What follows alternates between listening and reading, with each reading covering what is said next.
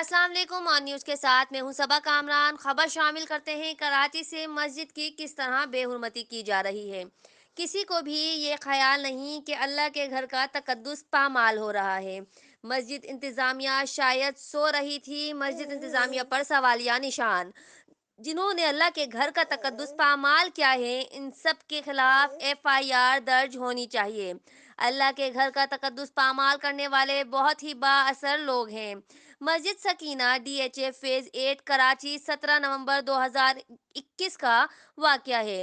Report कर रहे हैं शेख कमाल, ऑन न्यूज़ कराची।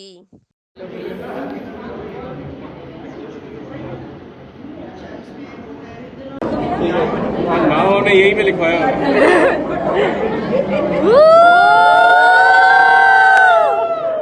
ये तो वही है।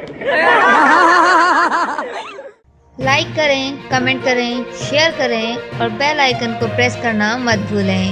देखते रहिए ऑन न्यूज़।